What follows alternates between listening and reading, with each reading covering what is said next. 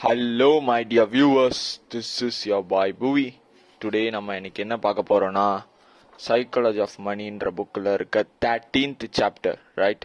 So இந்த chapter கீழே இருக்க கேப்ஷன் என்னன்னா the most important part of every plan is planning on your plan, not going according to your plan. That is, இப்போ என்ன சொல்றாருன்னா ஒரு பிளான் போடுறோம், பிளான் போடுறது மட்டும் நிறுத்தக்கூடாது, அந்த பிளான் தப்பா போச்சுன்னா என்ன ஆகுன்றதையும் யோசிச்சு அதுக்கேற்ற மாதிரி ஒரு பேக்கப் வச்சுக்கணும்னு சொல்றாரு.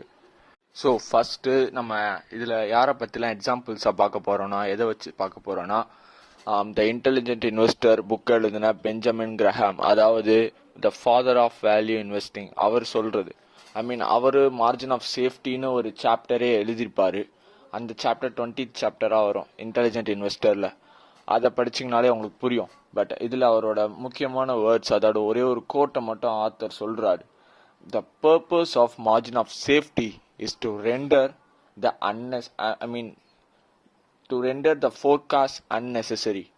அதாவது என்ன சொல்கிறாருன்னா, ஒரு ஃபோர்காஸ்ட் நீங்கள் ஏற்கனவே கணிச்சிருப்பீங்க, ஆனால் நீங்கள் இன்னொரு சான்ஸும் எடுக்கணும் அந்த ஃபோர்காஸ்ட் தப்பாக போனால் என்ன ஆகும்னு. தட் இஸ், இப்போ ஒரு பிரிட்ஜில் ஒரு ஒரு 1 டன் இருக்கக்கூடிய ஒரு பஸ்ஸோ ஒரு ட்ரக்கு தான் போக முடியும்னு இருக்கும். பட் நம்ம என்ன பண்ணணும்னா அதுக்கும் கம்மியான, அதாவது அதுலேருந்து ஒரு 80% அளவுக்கு வெயிட் இருக்கக்கூடிய ட்ரக்கை தான் நம்ம கொண்டுட்டு போகணும். இது நம்ம இதுக்கு பேர் தான் மார்ஜின் ஆஃப் சேஃப்டி. அது நடக்காது தான், பட் ஒருவேளை நடந்துருச்சுன்னா, because the world is not full of certainties but full of odds. So you can't say something will remain at certain.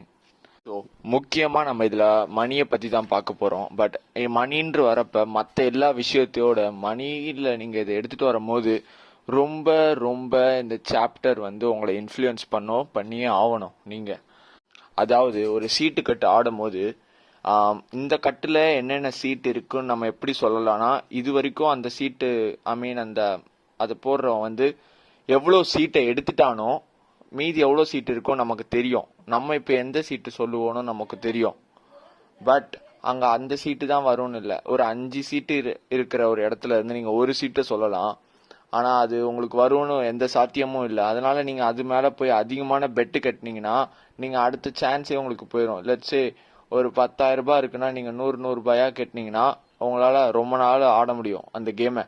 இந்த மேட்ரே என்னன்னா, எவ்வளோ நேரம் கேமில் உங்களால் இருக்க முடியும், ஃபுல்லாக வைப் அவுட் ஆகிடக்கூடாது. ஸோ நம்ம கிரஹாம் சொல்கிறது எப்படின்னா, நம்மளை நம்ம இந்த உலகத்தை பிளாக்காவோ இல்லை ஒயிட்டாவோ பார்க்கக்கூடாது. ரேத்தர் அது ஒரு கிரே ஏரியாவாக பார்க்கணும். இந்த மாதிரி 2 விதமான அவுட்கம்ஸும் வரலாம். நீங்கள் நினச்சது நடக்கலாம், நீங்கள் நினச்சதுக்கு அப்பாற்பட்டு நடக்கலாம். எஸ், இப்பெல்லாம் நான் பேசும்போது நீங்கள் கேட்கலாம், ஏன் ஸ்டாக் அனலிஸ்ட்லாம் ஒரு ஸ்டாக்கை இந்த ப்ரைஸில் வாங்குங்க கரெக்டா அப்படின்னு ஏன் சொல்கிறாங்க? அண்ட் எக்கனாமிக்ஸ்லாம் இந்த மாதிரி இந்த பெர்சன்டேஜில் இந்த வருஷம் எக்கனாமிக் க்ரோ ஆகும்னு எப்படி சொல்கிறாங்க? அதாவது நம்ம ஜிடிபி க்ரோ ஆகும்னு எப்படி சொல்கிறாங்க? இதெல்லாம் ஏன் அவங்க கரெக்டான ஒரு பாயிண்ட் வச்சு இந்த நம்பரில் சொல்கிறாங்க? நீங்கள் கேட்கணும், கண்டிப்பாக கேட்டே ஆகணும். பிகாஸ் இதெல்லாம் சும்மா ஒரு உண்மையான ஒரு ஆள் அதை எப்படி சொல்லணும்னா, இந்த ஸ்டாக் இந்த ரேஞ்சில் போகும்போதுன்னு சொல்லணும்.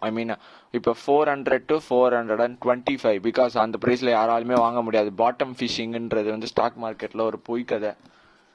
பிகாஸ் இனிமேல் அப்படி யாராவது அவங்க கிட்ட சொல்கிறாங்கன்னா, இந்த ப்ரைஸில் டார்கெட் ப்ரைஸ் கொடுத்து இதை வாங்குங்க, அண்ட் எக்கனாமி இந்த 7% க்ரோ ஆகும், 7.3% க்ரோ ஆகும்னு சொன்னால் நீங்கள் முதல்ல அவங்கள சந்தேகப்படணும். வாட் இஃப் நாளைக்கு மார்க்கெட் ஓப்பன் ஆகிறப்பயே அந்த ஸ்டாக் 400லேருந்து டப்புன்னு 450 போனால் என்ன பண்ணுவாங்க? எக்கனாமியில் இப்போ ஏதாவது ஒரு செக்டருக்கு பெரிய ஒரு பேக்லாஷ் நடந்து, ஏதாவது அவங்க ஒரு ஆர்டர் வந்திருக்கும், அந்த ஆர்டர் எல்லாமே பக்கத்து நாட்டில் சீப்பாக செஞ்சு தராங்கன்னு போயிருந்தா, இந்த மாதிரி ஒரு 2-3 செக்டருக்கு ஆயிருந்தா எக்கனாமியோட க்ரோத் அவங்க நினச்ச மாதிரி வருமா? இல்லை. பிகாஸ் இது எல்லாமே செர்டைன்டி இல்லை. உங்கள் வேர்ல்டுன்றது எப்பயுமே செர்டைன் இல்லை, எப்பயுமே அது அன்சர்டைன். ஒரு சைக்காலஜிஸ்ட் சொல்கிறாரு, அவர் பேர் மேட்ஸ் பெர்சர்மேன். அவர் என்ன சொல்கிறாருன்னா, இப்போ நீங்கள் உங்கள் ஃப்ரெண்டு ஒரு வீடு கட்டுறாருன்னு வச்சுக்கோங்க. அந்த வீடை பார்த்து நீங்கள் என்ன நினைப்பீங்கன்னா, இது நானாக இருந்தால் 25% கம்மியான காசுலையும் 50% கம்மியான டைம்லையும் ஏதோ நீங்கள் வந்து உங்களை வந்து எஃபிஷியண்ட்டாக நினச்சிப்பீங்க அந்த டைமில். அந்த பட்ஜெட்டை தாண்டி போகிறதாவும் நினைப்பீங்க உங்கள் ஃப்ரெண்டு செய்கிறத. பட் அதே உங்களோட கேஸில் அதை எடுத்துகிட்டு வந்தா நீங்கள் வந்து மிஸ்டர் பர்ஃபெக்ட்னு நினச்சிப்பீங்க. ஸோ இந்த ரூம் ஃபார் எரர், ஐ மீன் இந்த மார்ஜின் ஆஃப் சேஃப்டின்றது ரொம்ப ரொம்ப அண்டர் அப்ரிஷியேட் பண்ண ஒரு அப்ளிகேஷன். பிகாஸ் இதை வந்து எல்லாரும் கன்சர்வேட்டிவானது பயந்தாங்கொள்ளிங்க தான் பண்ணுவாங்கன்னு நினைக்கிறாங்க. ஆனால் உண்மையில் அது அப்படி இல்லை. லெட்ஸே இப்போ ஸ்டாக் மார்க்கெட்டில் நீங்கள் வந்து ஒரு 20 lakh, லெட்ஸே 10 lakh போட்டிருக்கீங்க. மார்க்கெட் வந்து இப்போ 30% கரெக்ட் ஆகிடுச்சு. இதுவே எக்ஸ்ட்ரா கையில் கொஞ்சம் கேஷும் வச்சுட்டு லெட்ஸே உங்களோட ஃபுல் காசுமே போச்சு. இப்போ என்ன பண்ணுவீங்க?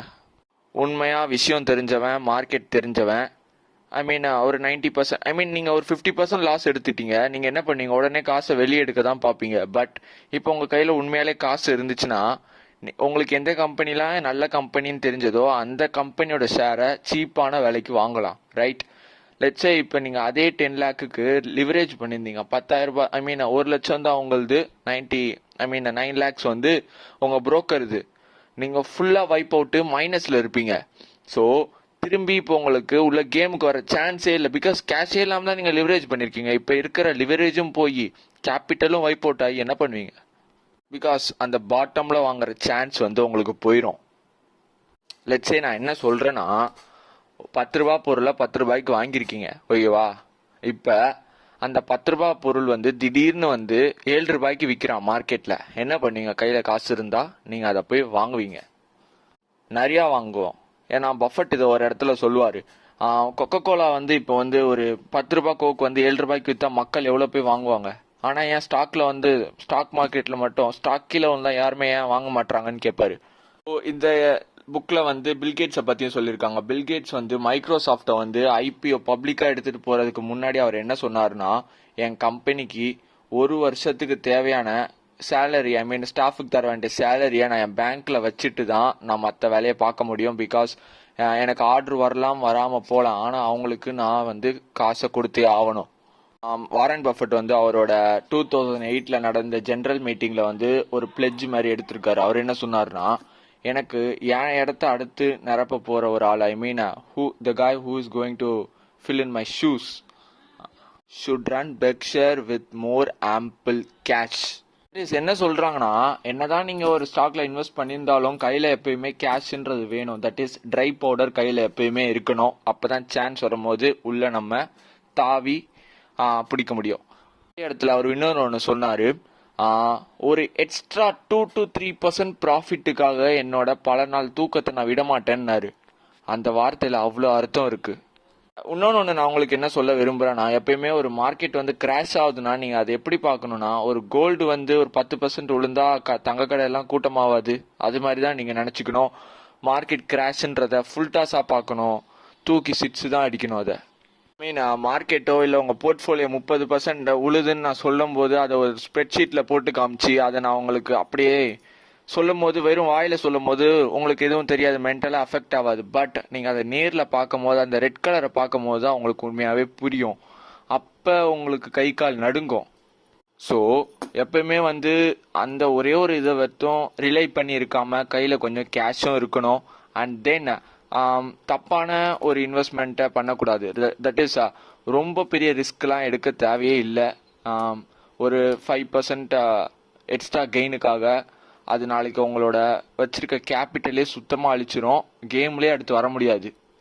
சார்லி மங்கர் வந்து ஒரு இடத்துல சூப்பராக சொல்லுவார், ஒருத்தன் வந்து ஃபெலிசிட்டி அடையணும்னா, ஐ மீன் ஒரு நல்ல டீப்பான ஹாப்பினஸ் அடையணும்னா என்ன தெரியுமா பண்ணும்? அவன் கம்மியாக அவனோட எய்ம் வந்து ரொம்ப லோவாக இருக்கணும்.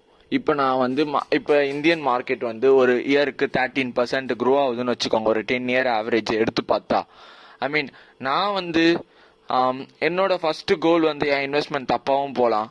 இந்த ஆத்தர் என்ன சொல்றாருன்னா, 1/3 வந்து கம்மி பண்ணிப்பாரான். தட் இஸ் இப்போ மார்க்கெட்டை வந்து 6% க்ரோ ஆகுதுன்னா அவரோட இன்வெஸ்ட்மெண்ட் வந்து 9% க்ரோ ஆகுதுன்னா அவர் இன்வெஸ்ட்மெண்ட் 6% தான் க்ரோ ஆகும்னு அசியூம் பண்ணிப்பாரு. ஸோ நம்ம என்ன பண்ணணும்னா, 14% தருது, நம்ம போர்ட்ஃபோலியோ வந்து இன்ஃப்ளேஷனை பீட் பண்ணால் போதுன்ற ஒரு சின்ன அந்த மாதிரி தான் நம்ம மைண்ட் செட் இருக்கணும். தவிர மார்க்கெட்டே பீட் பண்ணுவேன்னு சொல்லக்கூடாது. மார்க்கெட் பீட் பண்ணலாம், பட் நம்மளோட மார்ஜின் ஆஃப் சேஃப்டி வந்து எப்பயுமே ஃபர்ஸ்ட் இன்ஃப்ளேஷனை பீட் பண்ணணும். அதுதான் நம்பர் 1 வேலை ஒரு இன்வெஸ்டரா. அதை தான் பெஞ்சமின் கிரஹாமும் சொல்றாரு. அடுத்த ஆத்தர் என்ன சொல்றாருன்னா, ஒரு விளையாடும் போது 95% வாய்ப்பு உங்களுக்கு மேலே போகலாம். ஐ மீன் அந்த 95% வாய்ப்பு ரொம்ப போக முடியாது, உங்களால மேலே போக முடியும். ஒரு 10ல இருந்து ஒரு 15 போக முடியும்.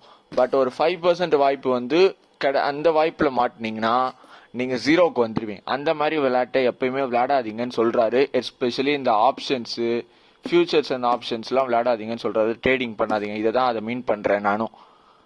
திருப்பியும் பஃபட்டை கோட் பண்றேன். பஃபட் என்ன சொல்லுவார்னா, ஒரு துப்பாக்கியில லெட்ஸே ஒரு 1000 சேம்பர்ஸ் கூட இருக்கட்டும், ஐ மீன் ஒரு ரிவால்வர்ல 1000 அந்த ஓட்டைங்க இருக்கட்டும், அதுல ஏதாவது ஒரு ஓட்டையில புல்லட் இருக்கும். அது என் தலையை வச்சு நான் சுடணும், ஒரே ஒரு வாட்டி தான் நான் ட்ரிகர் பண்ணணும் சொன்னீங்கன்னா, நான் அதை எவ்வளோ கோடி டாலர் கொடுத்தாலும் நான் அதை பண்ண மாட்டேன்றாரு. ஏன்னா 1000ல கூட இருக்கலாம், 1000வது ஓட்டையில கூட தான் அது இருக்கலாம். ஆனா அதுக்கு நான் 1% சான்ஸ் கூட தரமாட்டேன்னு சொல்றாரு.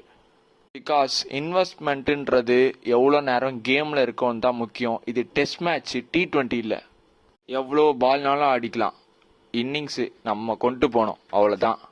சரி, இந்த கேஸை வந்து அமெரிக்காவில் சொல்றாங்க. ஒரு 2007ல் வந்து நீங்க ஒரு ஆளு ஒரு வீடு வச்சிருக்கீங்க, இன்னொரு வீடை வந்து நீங்க அப்போ சீப்பான மார்க்கேஜுக்கு வாங்கிட்டீங்க. ஐ மீன் அப்போ வாங்கி அந்த வீடெல்லாம் அடுத்து 2008ல் ஹோம் ப்ரைஸ்லாம் கிராஷ் ஆகுது, எவனும் வாடகைக்கே வரல, எல்லாரும் போயிட்டான். இப்போ உங்க வீடை மட்டும் வச்சுட்டு என்ன பண்ணுவீங்க? பேங்க்காரன் காசு கேட்பான், சாவியை பேங்க்ல கொடுத்துட்டு வந்துடுவீங்க. ஓகேவா? அவன் உங்க டோட்டல் அசெட் எல்லாமே எடுத்துப்பான், ரைட்டா? அதுக்கு வேண்டிய காசெல்லாம் எடுத்துக்கிட்டானா, இப்போ வந்து அதே 2009 வாங்க. 2009ல் வந்து இப்போ எல்லா ப்ரைஸும் கிராஷ் ஆச்சா? கிராஷ் ஆனோடனே நீங்கள் 100 ரூபாய்க்கு வாங்கின வீடு 50 ரூபாய்க்கு விற்கும். அப்போ உங்ககிட்ட திருப்பியும் வாங்க காசு இருக்காது. பிகாஸ் லிவரேஜ் தான் இங்கே ரொம்ப ரொம்ப பெரிய ப்ராப்ளமே. அது உங்களை கேம்ல இருந்து டிஸ்குவாலிஃபை பண்ணுற மாதிரி. ஒரு சாப்டர்ல சொல்லியிருப்பேன், சாப்டர் 10ன்னு நினைக்கிறேன். உங்களுக்கு பிடிச்சத எவ்வளோ நாள் எப்பெல்லாம் பிடிக்குதோ, உங்களுக்கு பிடிச்ச விஷயத்த நீங்க எப்ப தோன்றப்பெல்லாம் பண்றீங்களோ, எவ்வளோ நேரம் பண்றீங்களோ, அதுதான் ரொம்ப பெரிய இன்வெஸ்ட்மெண்ட்டு. அந்த இன்வெஸ்ட்மெண்ட்டை வந்து கெடுக்கிறது வந்து லிவரேஜும் நீங்க தப்பான ஒரு ரிஸ்கான இடத்துல போய் இன்வெஸ்ட் பண்றதும் தான். ஸோ கடைசியா நான் இன்னொன்று என்ன சொல்லணும்னா, ஆத்தர் சொல்றது வந்து வேர்ல்டு வார் 2ல வந்து ஜெர்மன்ஸ் வந்து அவங்க போருக்கு வந்து ரெடி பண்ணியிருக்காங்க. ஒரு 104 டேங்கை நிக்க வச்சிருக்காங்க. சண்டை அப்போ அந்த டேங்க் இறக்குறாங்க, 20 தான் ஒர்க் ஆகுது, மீதி எதுவுமே ஒர்க் ஆகல. என்னடான்னு பார்த்தப்ப தெரிஞ்சது என்னன்னா, எலிங்கெல்லாம் கடிச்சிருச்சு, கீழே இருக்க வயரு எல்லாத்தையும் கடிச்சு போட்டுருச்சு, எந்த டேங்க்கும் ஆப்ரேட் ஆகல.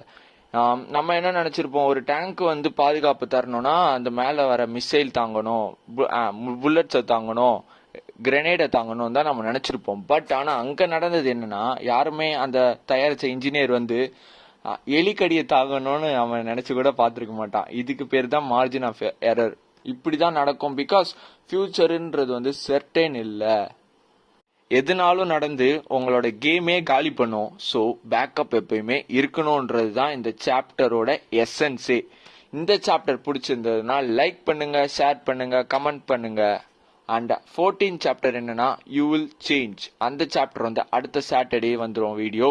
ஸோ இந்த சாப்டர் பிடிச்சிருந்ததுன்னா, ஏன் பிடிச்சிருந்தது, நீங்க என்ன உங்களுக்கு கத்துக்கிட்டீங்கன்றத வந்து கொஞ்சம் கீழே